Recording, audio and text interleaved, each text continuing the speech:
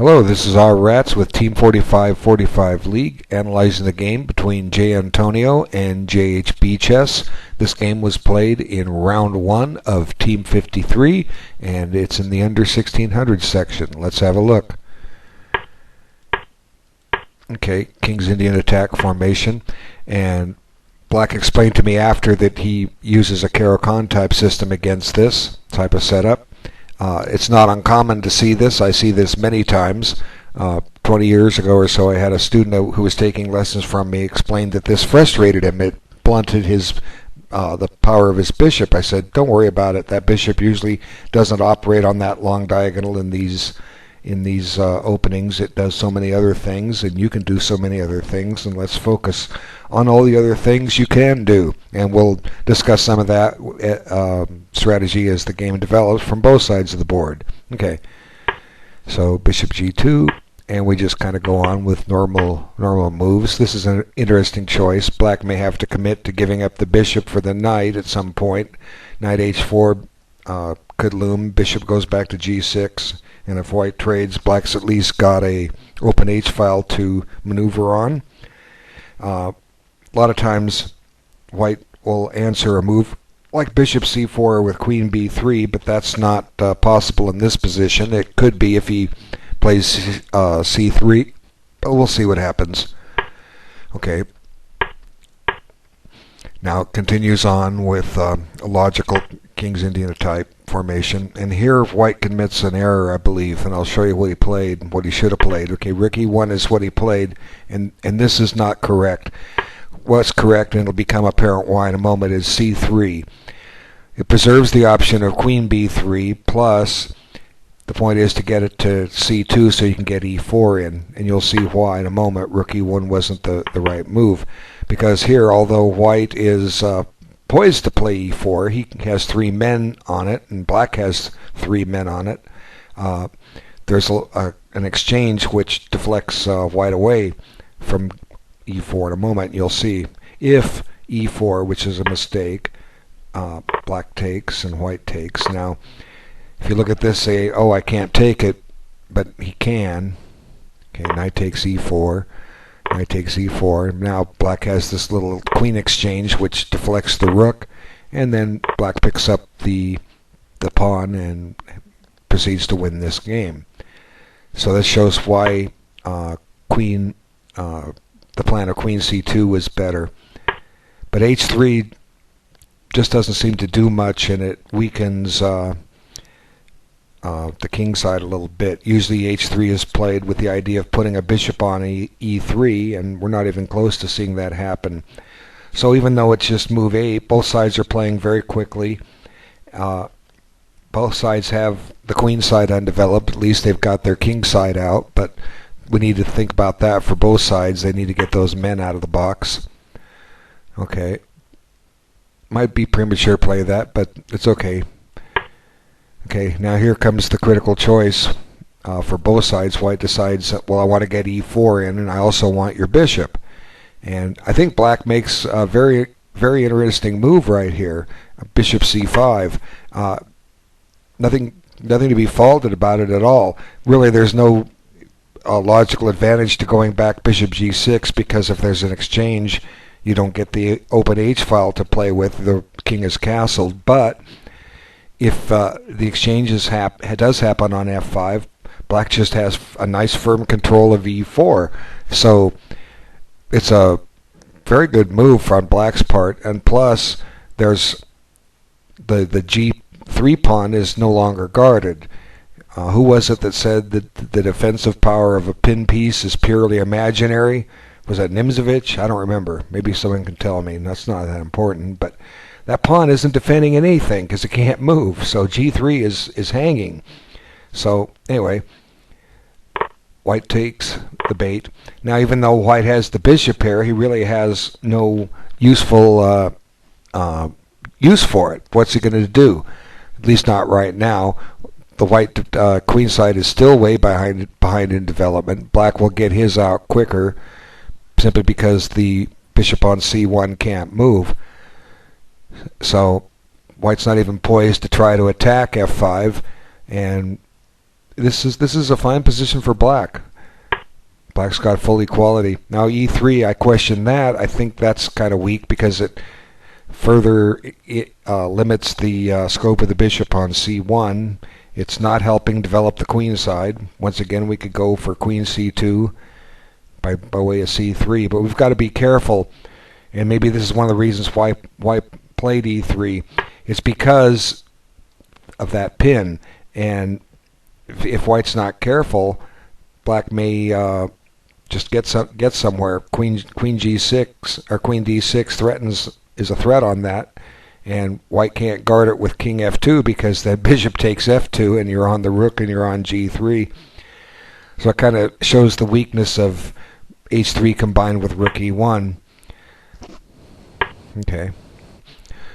But this doesn't mean Black's winning. It doesn't mean that White's losing. The game is about even, but Black has at least had full equality and maybe just a little better of it because he has better board room. Now knight b3.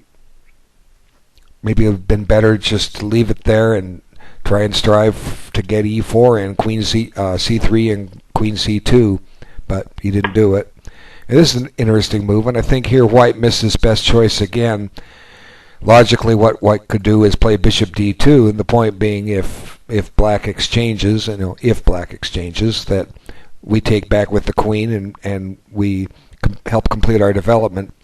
So anytime you can make exchanges which improve the position of your pieces, you want to do those things.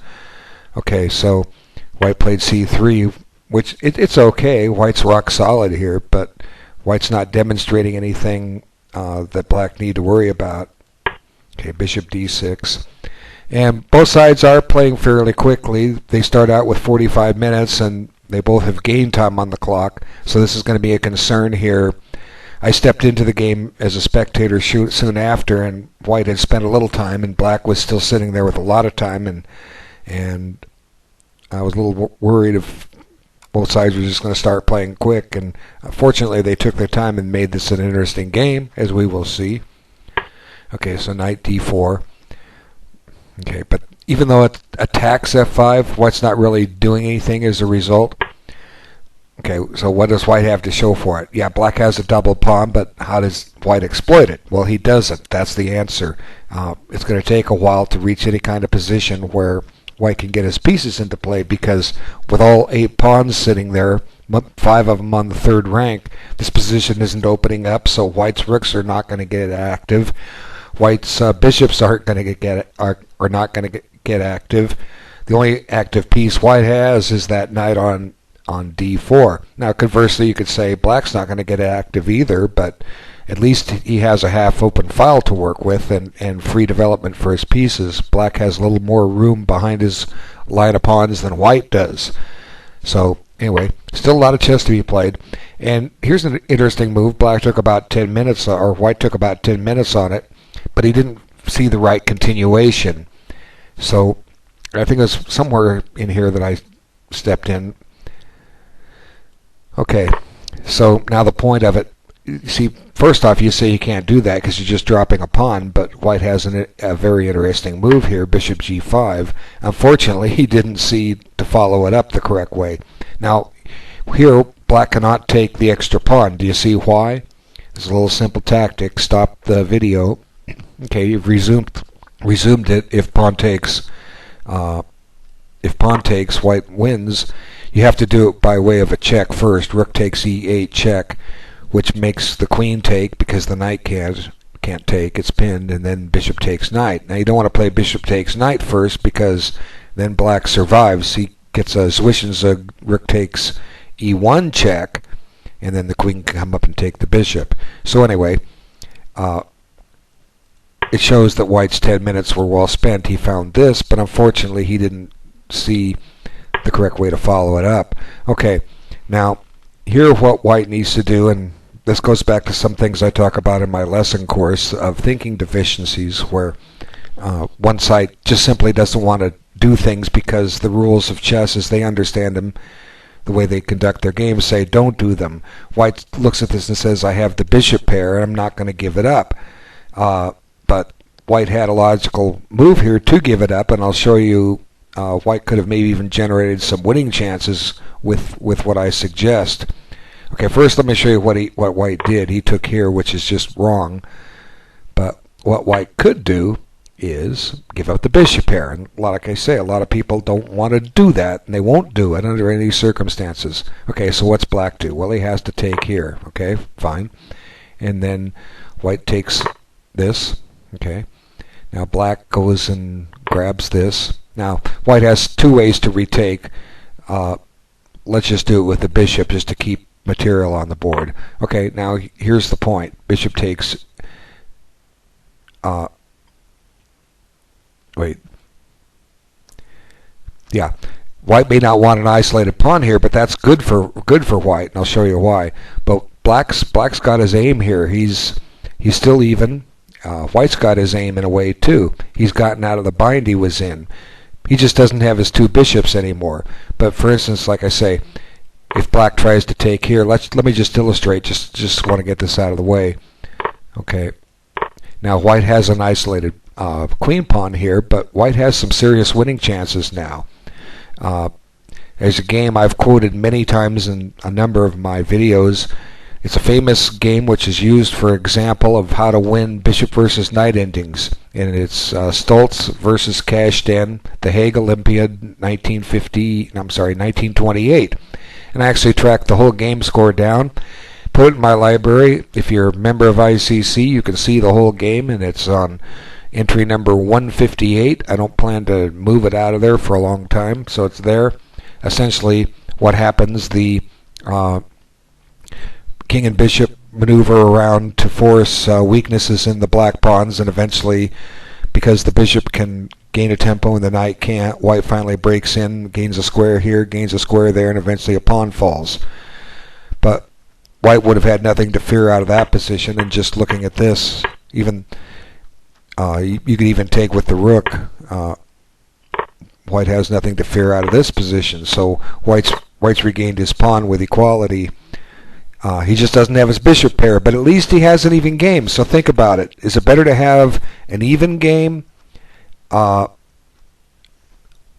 with out a bishop pair, or is it better to be a pawn down and have the bishop? Well, it should be self-explanatory. I don't need to answer that one. So let's go back. And as I said, White didn't play the best move. He spent 4 minutes on it, but oh well. Okay, so now Black just wins a pawn, and I'm going to have to speed this up to get to the main lines. Okay, so now the series of exchanges comes, and look, White doesn't even have his bishop pair anymore. Oops, we got rid of it. Okay, he could have kept his bishop on the board, but he would still be a pawn down, but instead he gave it up, so it's kind of puzzling. It was right about this point when I came in and I saw how quick Black was moving. I was wondering, oh my goodness, what's happening here? And took a look at it and said, well, Black's okay. So some tactical ideas here, but Black's okay for defense. He finds the right moves. The pawn on e4 is not under attack because the knight would be loose. So White gets a little play here, but unfortunately what's going to happen is the extra pawn is just going to tell, and I only have about a minute left, so I'm going to kind of run through. Black is just up a clear pawn, and White can't do anything about it, but Black has a nice counter here. Just good play. Now, was that necessary? Pretty much. The knight on b7's in trouble. Okay, so now White's just up an exchange, and the game just runs out of gas for White in a hurry. So White had a reasonable game. His bishop f6, let me just scroll up here. Our bishop g5 threatening to take on f6 was a fine move. He just didn't follow up with it. He actually could have gotten out of his bind with an even game. But anyway, I'll just run through the final moves, and really there's no hope here. The black king is too active, and the rook is way much more powerful than the knight. And look at that king coming down the position. It's just over. It's gruesome. Actually, Black missed a clever move here. Rook takes. what's white going to do if he takes the pawn queens? Anyway, we go forward, and really there's nothing left to do. It was an interesting game. White lost his way. He should have been happy with the draw, but then black would have achieved his aim. But instead, black got better than he wanted. Black won. Team matches. Win with white, draw with black. But if you have to draw with white, don't lose with it. All right. Thanks, everyone, for having a look. Thank you for your time, and we'll see you on the next game. Bye now.